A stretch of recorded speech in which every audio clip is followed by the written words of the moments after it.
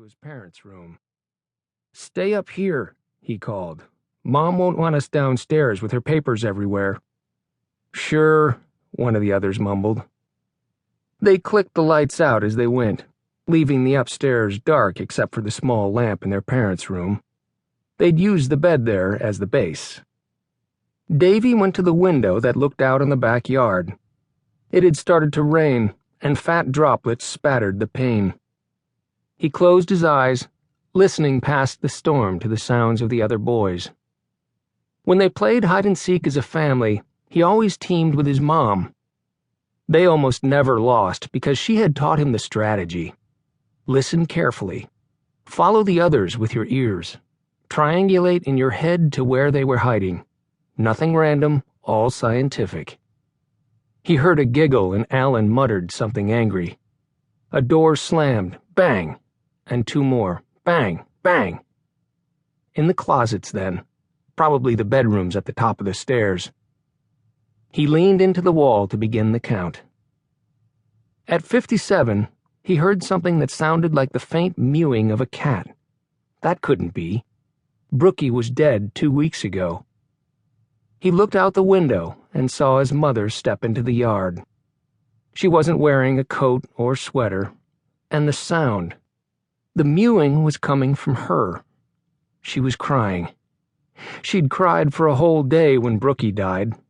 Lately, she cried a lot. She turned to face the house.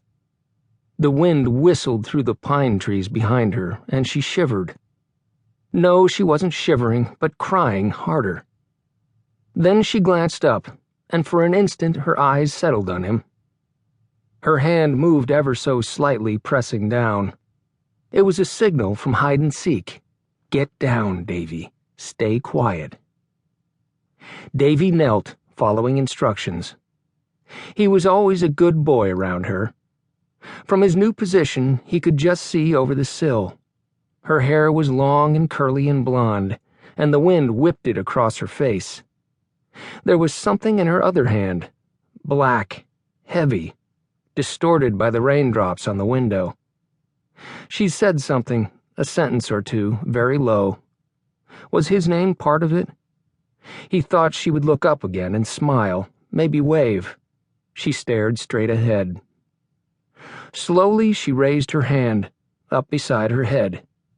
He'd never seen a real gun before, but of course he knew what it was. Muzzle at her temple. She lowered her face even more. The hair writhed around her eyes. He opened his mouth to scream, "Mom, don't!" but nothing came out. It was as if a hand had clamped on his throat, strangling the words before they could form. The gun fired. That was the bang he'd heard before, not doors slamming. Her body pitched sideways. There was no pirouette, nothing graceful, just down. She was still clutching the gun. He kept trying to scream, but his voice wasn't there. In his head, he saw the last stricken look she'd given him as her hand patted the air. Get down. Stay quiet. Then his mind slipped over the edge. It was the same blank emptiness that came over him when he found Brookie's crushed body on the roadside.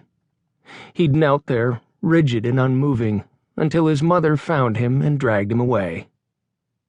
The wind mounted again, battering the windows. He blinked, and everything swam out of focus. Davy crawled away from the window, something he wouldn't recall doing, and slid under the bed, using the springs to pull himself into the shadows. His wrist caught on a raw wire end, but he didn't feel a thing.